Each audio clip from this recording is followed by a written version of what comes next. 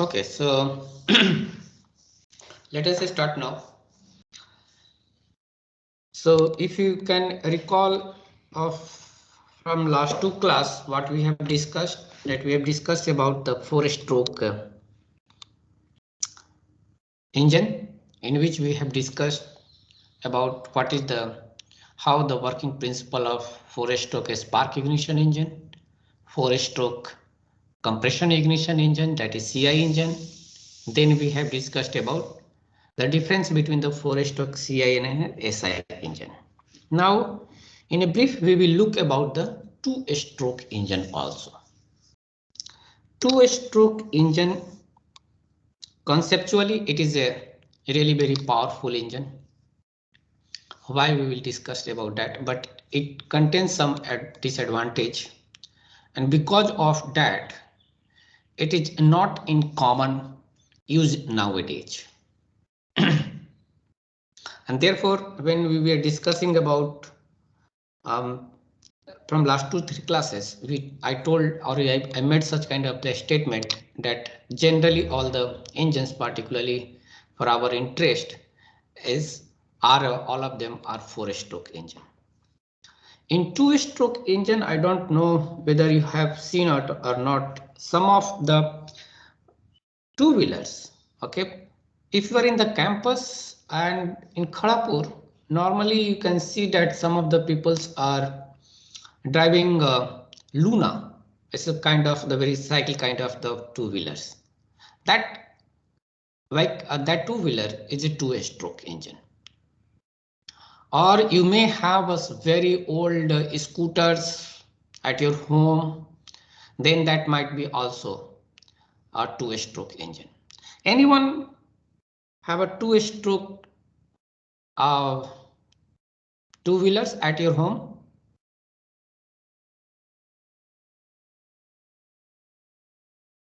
First of all, how do you know that it is a two-wheeler engine? Sorry, two-stroke engine. Anyway, let us see. Let us see the how it works. The first of all is that in two-stroke engine, we will not find the valve, intake valve or exhaust valve through which the gas exchange was taking place in the four-stroke engine. So instead of the valve, in two-stroke engine there are ports, that is called ports. This one is our exhaust port and this one is our intake port. So the ports are responsible to take the to participate for the or in the gas exchange process in the two-stroke engine. So the first of all thing is that in the two-stroke engine there are no valves like we discussed in the four-stroke engine, where the valves are situated in the cylinder head. Okay, but in two-stroke engine we have a port, that is intake port and the exhaust port.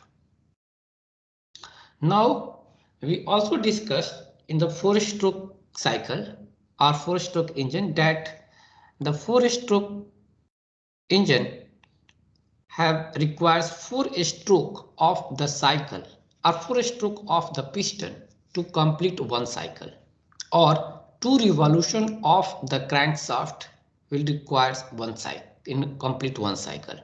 But in two-stroke engine, as it is name suggested, it requires only 2 stroke of the piston to complete one cycle, or 1 revolution of the crankshaft will require one cycle.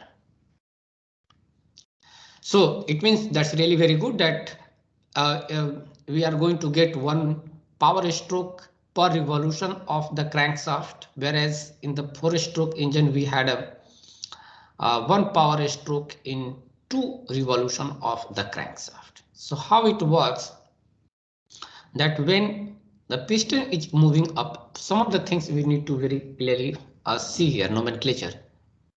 In exhaust port, intake port, crankcase. Here you can see the transfer port, combustion chamber, and this is what you are seeing this picture. It is a two-stroke spark ignition engine. So we have a spark plug here. So when piston is moving up, okay, then what happens? By the action of the piston itself, the exhaust port is closed and the intake port is open. So the air will flow in from the atmosphere to the crankcase at this point.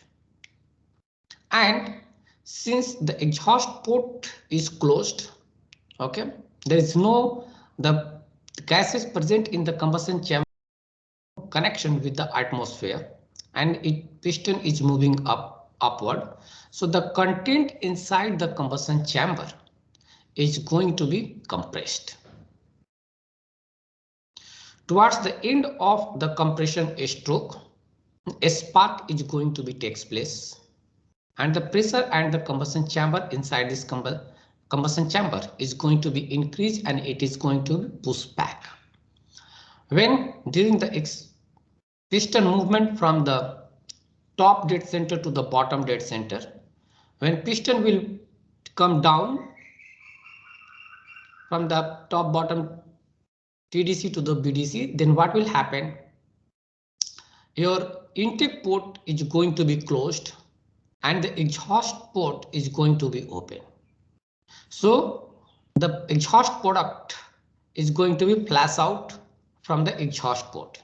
Simultaneously, your transport port that is present here is also going to be open, and the fresh air mixture that is already stored in the crankcase will move to the combustion chamber. Then again, the piston will move up, the intake port is going to be open, exhaust port is going to be closed, and the content inside the combustion chamber is going to be closed. So that's the cycle is going to be takes place. But what you are seeing here, that exhaust port is completely open and the fresh air mixture is also going into the combustion chamber. What happens, and what is the one of the main demerit of the two-stroke engine is that there is a high chance that the fresh air mixture can also move out or also can escape, or it can go out into the exhaust port. So in that way, we are losing the power. So that is one of the demerit of the two-stroke engine, that how to control this. However, it has been controlled with the specific design of the piston that you can see here in such a way that whatever the mixture is coming from the crankcase through the transfer port, it can deflect it in the upward direction through the action of the piston. But still there is a high chance that fresh air mixtures can escape from the combustion and to the exhaust port, and we will lose most of the we will lose the fresh air mixture, the volumetric efficiency, everything is going to be reduced. So when we compare the 4-stroke and the 2-stroke cycle, what we can get it, these are the very silent points that you should know, that in 2-stroke cycle, the first thing is that the cycle completed in 2 strokes of the piston or in 1 revolution of the crankshaft. Whereas in the 4-stroke engine, it requires 4 strokes of the piston or 2 revolutions of the crankshaft. Since only 1 revolution is required in order to complete 1 cycle in the 2-stroke cycles, a 2-stroke engine, then what we can say that 1 power stroke in each revolution of the crankshaft. Whereas in the 4-stroke engine, we need 2 revolutions of the crankshaft to have 1 power stroke.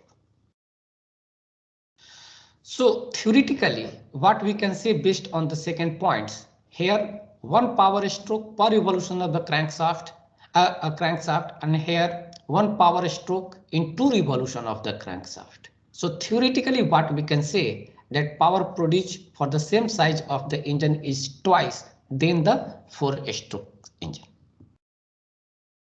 It is because 1 power stroke, we have a 1 power stroke per revolution of the crankshaft. Whereas in 4-stroke engine, we have a 1 power stroke in 2 revolution of the crankshaft. So theoretically, we can make a statement that power produced by the 2-stroke engine having same size can be it may be twice than the 4-stroke engine. However, it is not like that. It is theoretically I'm saying.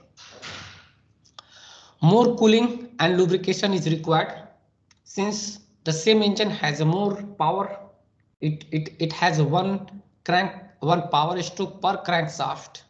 So obviously it requires more cooling in order to keep the engine hardwares or mechanical strength integrity. Whereas the 4-stroke engine, we need not, it has a 2 revolution of the crankshaft for 1 power stroke. It requires less cooling and lubrications compared to the 2-stroke engine. Ports to actuate the gas exchange process, as we have discussed, that in 2-stroke engine, the ports are responsible to actuate the gas exchange process, whereas in the 4-stroke engine, it is the responsibility of the valves to actuate the gas exchange process. Since the exhaust port is and the transfer of the fuel and mixture or the air fuel mixture or air is simultaneously taking place in the 2-stroke engine. So the volumetric efficiency, there is a chance that either the air or the mixture of the fuel and air can escape from the combustion chamber to the atmosphere. So the volumetric efficiency of the 2-stroke engine is lower than the 4-stroke engine. So that's the difference between the 2-stroke engine and the 4-stroke engine. But what we are seeing here, that it is because of the low volumetric efficiency or escape of the fuel without burning, that will contribute the emissions, and also it is the loss of the energy. It is one of the main challenges in the 2-stroke engine. If we can overcome these challenges, then the 2-stroke engine is going to be returned back, and it has a lot of potential over the 4-stroke cycles. So if in the future you can remove these remedies of the 2-stroke spark ignition engine, or then it is going to be a really very improvement in the 2-stroke cycles, and obviously the power output from the same size of the engine is going to be higher compared to the 4-stroke engine. Okay, so the differences, it is very clear as for our discussion. If you have any question up to here, please ask.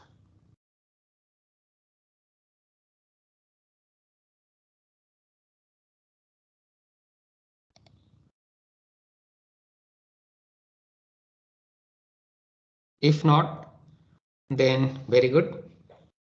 I'm assuming that it is clear to all of you. Excuse me, sir. Yeah, please. Sir, in the 2-stroke engine, we can add a fuel injector in the combustion chamber. Yes, one of the way that what you are saying, what happened?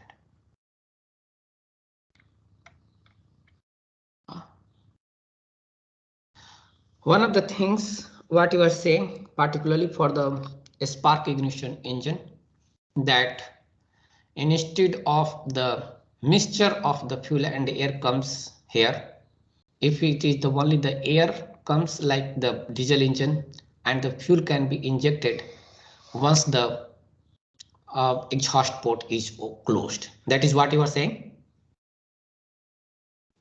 Yes, sir. Yeah. That is one of the way that the similarly what it is here, like you are injecting the gasoline directly inside the combustion chamber. Yes, that is one of the way that you can now, because that gasoline direct injection system, it was not the concept was there, no doubt about it, but the practical application or in the production engine was came not too early. Particularly in India, we can say even in by 2010 onwards, we have a gasoline direct injection engine. So now with the advent of this technology, the hardware technology is already here. Yes, that possibility is going to be possible now. That is one thing, but still we have a problem with the lower volumetric efficiency.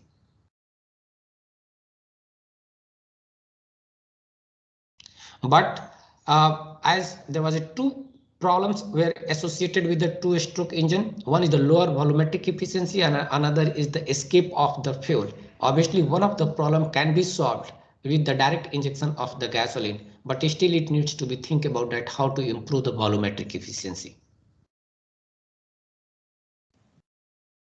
Sir, can you explain how the efficiency is less? Because air, even if the air is coming inside, only the air is going into the during the intake stroke, but the air it can be also escape. So the if the air is going to be out, so the what will happen, the content of the air itself in the combustion chamber is lower, then therefore the volumetric efficiency will be lower. First of all, is it clear that what is volumetric efficiency? Yes, sir. Yes. Yeah.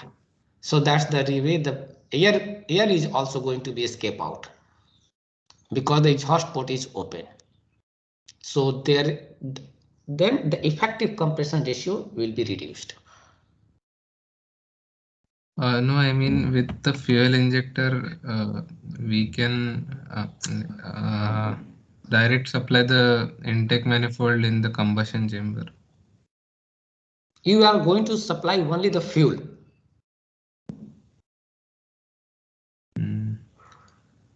Through the injector, you can supply only the fuel.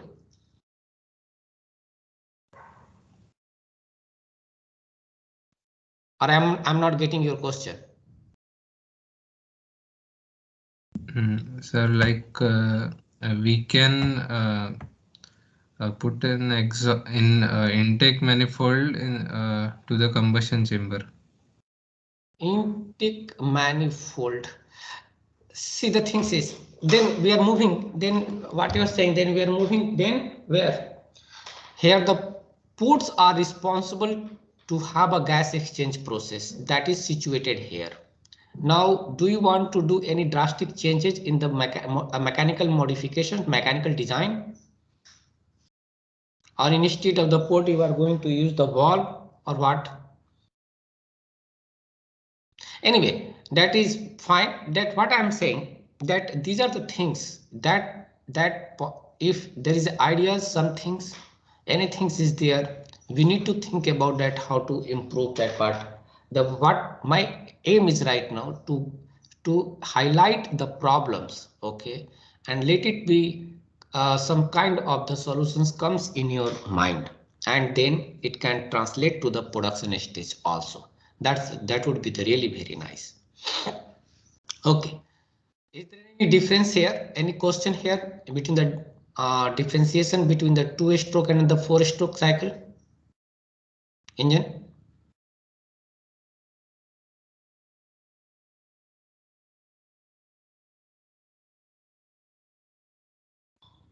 Okay, not so.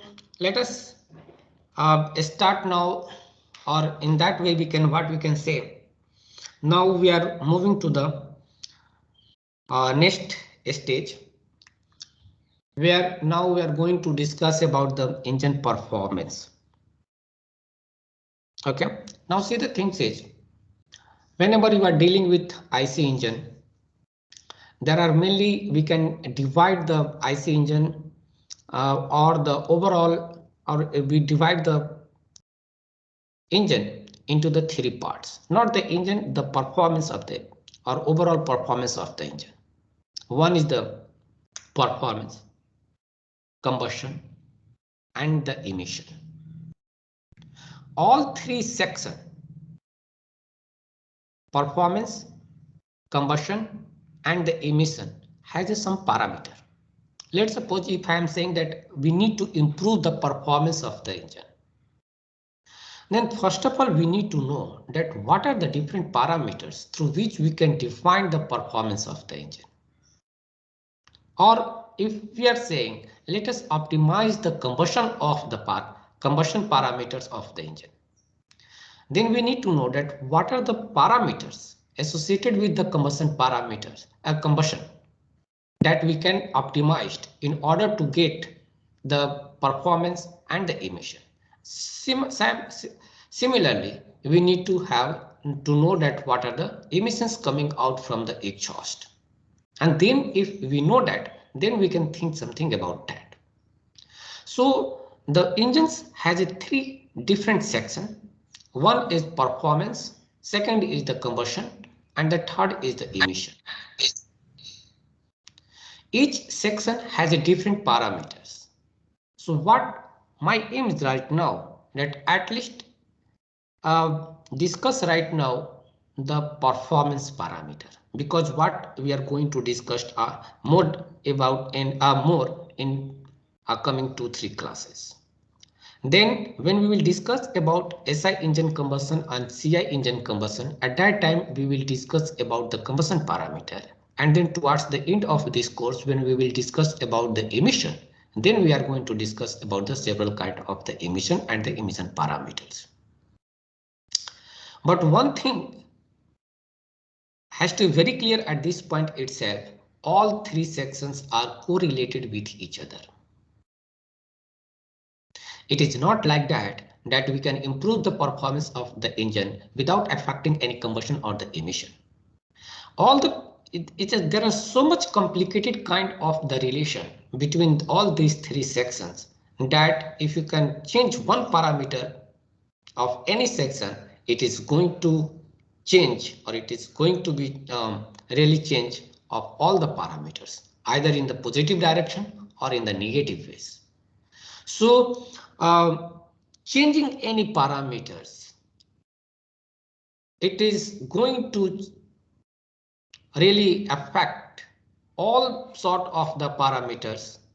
So the optimization of the engine, overall engine, is really very, very complicated, because we need to think that even if I can change one parameter, how it is going to affect the overall performance, combustion, or the emission. So right now, let us discuss about what are the different performance parameters of the engine.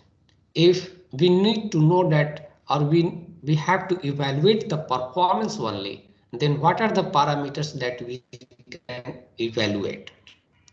So in that sense, the first of all, it comes thermal efficiency. But depending upon the efficiency, what we can define it as the input parameter divided by the output parameter. So output, whether you are taking as the indicated power or the brake power, accordingly it is going to be defined as the indicated thermal efficiency or brake thermal efficiency. Then the second thing is that volumetric efficiency.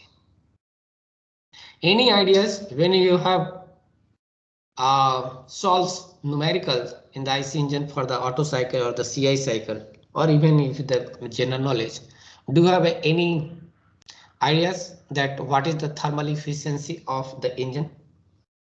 What is the range of the thermal efficiency?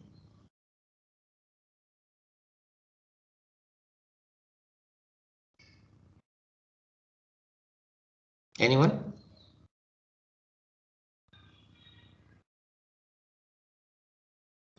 What is the thermal range of the thermal efficiency?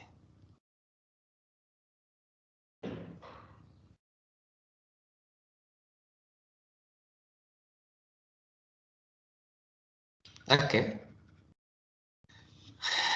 Okay, we will discuss. Then there comes volumetric efficiency. How it defines the volumetric efficiency? That is one of the very important parameters. And how all these efficiencies is also going to vary with the engine speed and the load. Another thing is called mean effective pressure. Either it can be indicated mean effective pressure, mean piston speed. If you can see the piston speed is going to vary a lot from almost 0 to the maximum speed. Can you tell me that where the piston speed is 0? Is almost 0?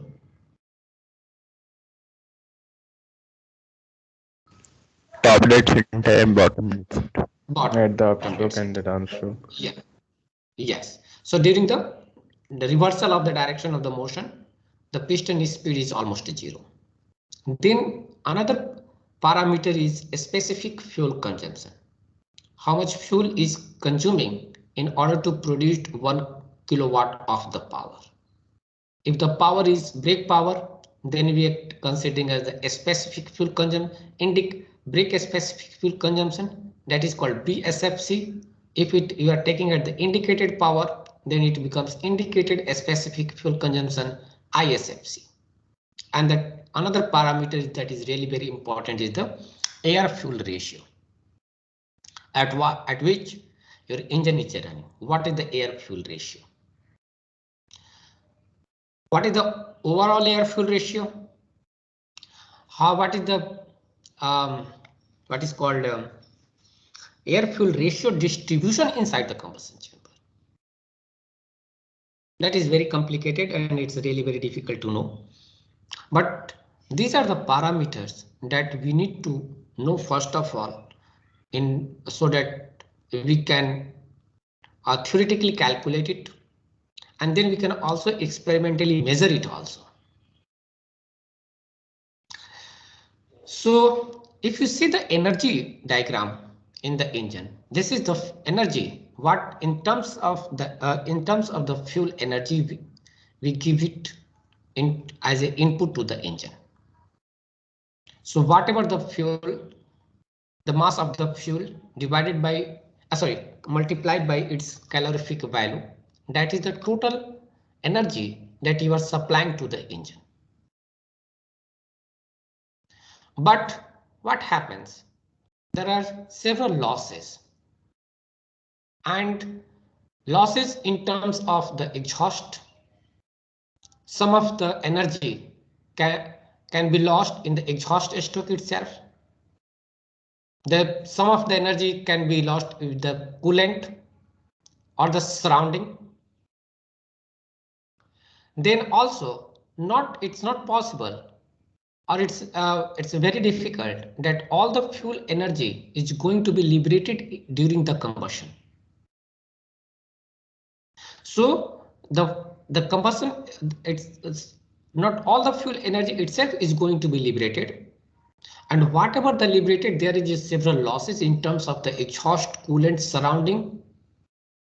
So what we got during the combustion or after the combustion is or whatever the power is available at the piston surface. That power is called indicated power.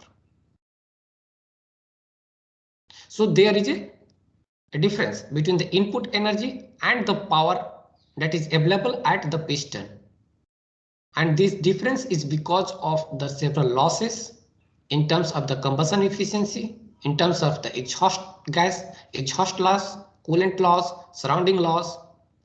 So the indicated power or the power at the piston is much lower than what the total energy was given the input. And the power whatever it is available at the piston, that is called indicated power. From there, the power is going to be transferred to your flywheel in the engine. In that, there are several mechanical losses. So the indicated power is further going to be reduced. That is available at the flywheel, and that is what the useful energy. And this difference is because of the mechanical losses. When there are there are frictional losses between the piston and the liner. Okay, and then there might be the transmissions losses. There's so many kind of the mechanical losses is also going to be there. So the indicated power is further going to be reduced, and this is the useful energy that is going to be available, and that is called brake power. And that brake power is measured experimentally with the help of the dynamometer. Indicated power, it is measured with the help that we need to know that how the pressure inside the combustion chamber varies. Once we know the P theta diagram, pressure versus crank angle, integrate it, we are going to get the indicated power. So because of these differences, there are we can define the thermal efficiency, the indicated thermal efficiency. That is the indicated power, that whatever the power is available at the piston surface divided by the input energy. Input energy, it is going to be defined as the mass, fuel mass flow rate, m dot f, what is the mass flow rate of the fuel, into the calorific value of that fuel. That is going to be our input energy, and the output energy in terms of the indicated power, that is what is available at the piston surface. So the ratio of these two, output due to the input, is called indicated thermal efficiency. When we consider the output as the brake power instead of the indicated power, input energy is anyways remains same. One is the output we are taking as the brake power. Then in that case, when we will take the ratio of the brake power to the input energy, then that is called brake thermal efficiency. Mechanical efficiency is the ratio of the brake power divided by the indicated power. So how we are going to measure it? That is the very important thing. How to measure this kind of the performance, indicated thermal efficiency or brake thermal efficiency or mechanical efficiency. We can do that experimentally, and in fact one of the experiments has been designed for you also in the thermofluids lab, where you are going to determine what is the brake thermal efficiency, or even there is a possibility to measure the indicated thermal efficiency also. Once you know the indicated power and brake power, then you will be in the positions to calculate the mechanical efficiency of the engine also. So one of the lab in the thermofluids lab has been designed in such a design to cover these slides. Experimentally, you can measure all these parameters. Then the second parameter that is also very important, that is coming is the volumetric efficiency. How the volumetric efficiency is defined? That is the most important thing. The actual air flow rate divided by theoretical air flow rate. I would like to know first of all that what is called theoretical air flow rate. What do you understand the meaning of theoretical air flow rate? If I'm saying the volumetric efficiency is the ratio of the actual mass flow rate divided by the theoretical mass flow rate. So let us discuss one by one. And in that, let us first of all discuss about the theoretical mass flow rate. What do you understand the meaning of theoretical mass flow rate? How we can calculate it?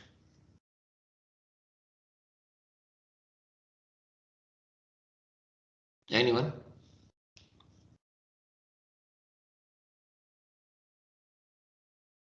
Sir, the displaced volume divided by the time taken from by the cylinder to move from TDC to BDC. what is the physical, what we are understanding the physical meaning of the theoretical mass flow rate. One, the way the Samir has explained it is a calculation wise. Very good, I agree. But what is the physical meaning? Theoretical mass flow rate. What comes in the mind that what is called theoretical mass flow rate?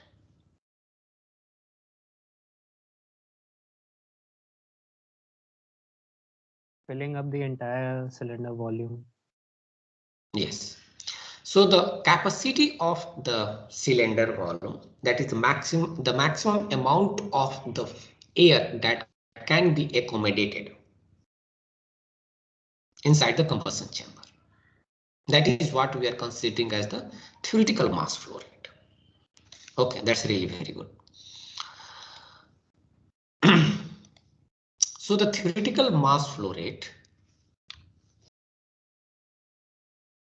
as one of your friend has explained, that we can calculate the displacement volume divided by speed divided by 2 and multiply the density of the air. N is the RPM. Can anyone tell me that why we are dividing the speed by 2?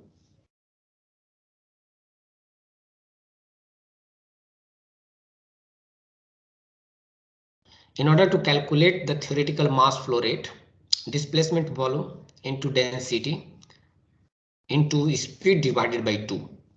Why the speed has been divided by 2? Only 2 intake strokes per 4. Yeah, because we are considering it is a 4-stroke cycle in which in only one it is a 4-stroke cycle, and therefore what we are taking at the divided by the 2. So theoretical mass flow rate, it depends upon the engine geometry and the speed. Now, actual mass flow rate. First of all, we need to know that how to calculate the actual mass flow rate. This is a really very important parameter, because unless we don't know what is the actual mass flow rate, we cannot inject the corresponding amount of the fuel to get the optimum air fuel ratio. The ECU or engine control unit must know that what is the actual mass flow rate. So it's in actual conditions we need to know. Experimentally or actual values we know that. So anyone can explain in the engine, okay, when you are doing the experiments, we have an engine connected with the dynamometer. At least the 1/3 of the students now have some kind of the information. Engine is connected with the dynamometer. You are doing the experiments, and then you need to know that how the actual air flow rate can be measured. Or in terms of, let us make a generalized question. Suppose there is a pipe of the informed, let us say that it is an informed cross section through which air is flowing. How we can measure the mass flow rate of the air? We need to measure experimentally, okay? How we can measure the mass flow rate of the air? There is a pipe through which air is flowing. We need to know the mass flow rate of the air.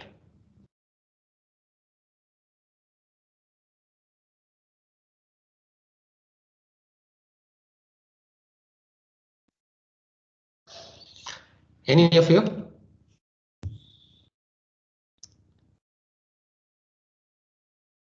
I hope you have an idea in your mind. Please come forward and explain it. Density times area of cross section times velocity. Then we need to find it out the velocity. How we can measure the velocity now?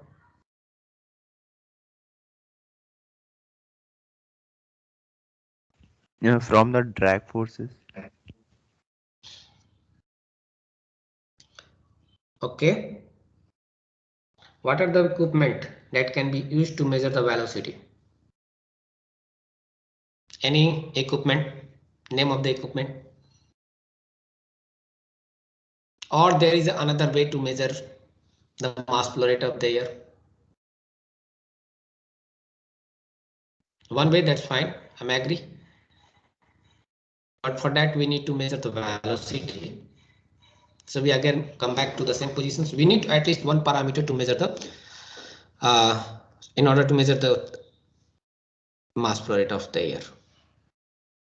So here what you are saying that measure the velocities, then you have to tell that what are the equipment that you are going to use to measure the velocity.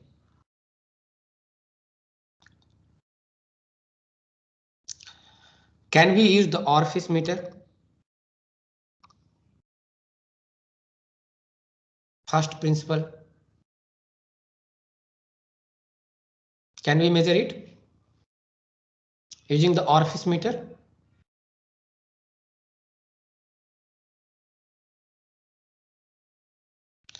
I hope the fluid mechanics, fluid dynamics course is over now for you guys. I think so. So the orifice meter, that is another way that you can measure the mass, you can measure the differential pressure across the orifice meter. Okay, and then using the Bernoulli's principle, we can find it out the what is the mass flow rate of the air.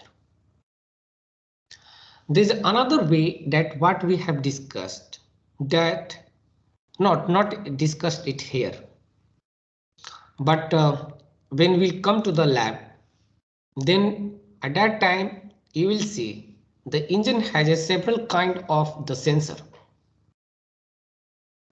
In some of the advanced engine, okay, advanced engine in terms of I'm saying more than around 10 lakh rupees car, maybe yes, that statement may be true. You will find it out there is a sensor very close to the your air filter. Probably it is a black color, a cylindrical shape, and around 10 to 15 centimeter length, having diameter of around diameter may varies, no doubt about it. So that is called HFM. HFM. Hot film anemometry. That will give you directly the mass flow rate of the fuel. So some of the engine it consists of the HFM sensor, hot film anemometry, in your intake path itself, and the ECU will get the signals from the sensor, and then it will see, because through the sensor it is going to get the what? It is going to get the electrical signal. So there must be a kind of the lookup table where the electrical signal can be converted into the physical meaning. So there will be a lookup table that or calibration curve through which the ECU will know that what is the mass flow rate of the air. That is one way. Another way is to find it out the mass flow rate of air. I'm talking about in the vehicle. That how it can be measured.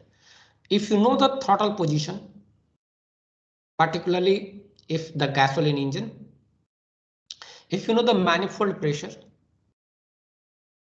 if you know the intake air temperature, engine speed, already you know about the engine geometry. If all these 4-5 parameters is known to you, then there is also possibility to calculate the mass flow rate of the air. The third option is that during the experiments in the laboratory, particularly where you don't, even if you don't have all these kind of the things, then you use the orifice meter, and then you will find it out the mass flow rate of the air.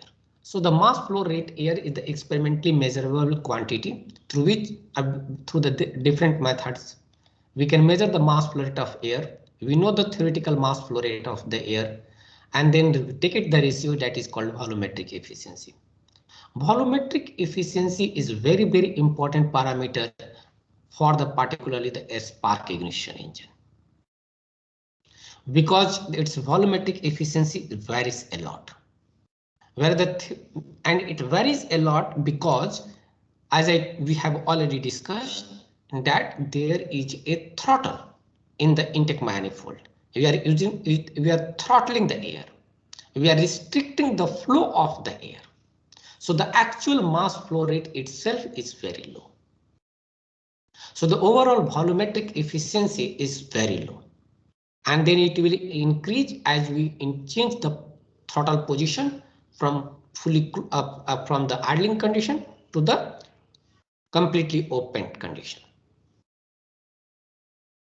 So the volumetric efficiency, there is a wide range of the volumetric efficiency for the SI engine. Whereas in the CI engine, it is not very too much because we are not throttling the air. So if I'm giving wide range or not throttling, there must be some kind of the range. That we can see that in gasoline engine, the volumetric efficiency can vary from 20% to around 80-85%. Where the CI engine, it is always around 85 to 90 max, we can say 80 to 85 or 86% we can say. That is the volumetric efficiency of the CI engine. Whereas the volumetric efficiency in the SI engine, where we are throttling the air, has a wide range of variation, and that variation can vary from the 25% or 20% to around 75 to 80%. So that is the range. So now, therefore, that is really very important when you are designing any spark ignition engine. If tomorrow you are going to join the automotive industry and your job is to design the spark ignition engine, then most important parameter or most important thing that we need to think that how to improve the volumetric efficiency of the spark ignition engine. If there is a sufficient amount of the air inside the combustion chamber, then we can inject corresponding amount of the fuel, and then we can get the maximum of energy. But if the air oxidizer itself is not present inside the combustion chamber, we cannot inject the fuel, and combustion will not be optimized, and then we are not going to get the more power output. The oxidizer must be inside the combustion chamber. In order to that, we need to improve the volumetric efficiency. So when you are designing the spark ignition engine, then one of the most important, there are so many important things from the engine point of view. That's one of the most important parameters is the volumetric efficiency, to how to improve the volumetric efficiency over the wide range of the engine speed. Whereas when you are designing diesel engine, compression ignition engine, then the most important thing, as we have discussed in the 4-stroke CI engine, we are injecting the fuel towards the end of compression stroke, where the fuel has very less time, almost there is no time to mix with the air and form a comparatively homogeneous mixture. The air fuel distribution of inside the combustion chamber in the CI engine is heterogeneous in nature. And because of that, we have several kind of the problem, like the emissions problem, combustion noise, so many things. So when you are designing the diesel engine, then the most important or one of the most important parameter or attention that has to be given, that how to improve the homogeneity of the air fuel mixture Whereas when you are designing the SI engine, your main focused or one of the most important attention has to be given that how to improve the volumetric efficiency of the engine. Okay, so that is the volumetric efficiency, that actual mass flow rate through the theoretical air flow rate. That is the very important parameter for the SI engine, where it has a wide range of variation. There are several ways to calculate the actual air flow rate depending upon what sort of the facility you have or what sort of algorithm you are going to use for the actual car, a passenger car. So it all depends upon that. Volumetric, how the volumetric efficiency is going to be dependent on the engine speed, where the volumetric efficiency is going to be max. Do you think that as we are going to increase the engine speed, the volumetric efficiency will go on and on? Then that we need to think about that also. Then that all these things we are going to study, that where the volumetric efficiency is the highest, how all these things that we are going to discuss. Okay, so I think we can stop here itself. If you have any question, please ask.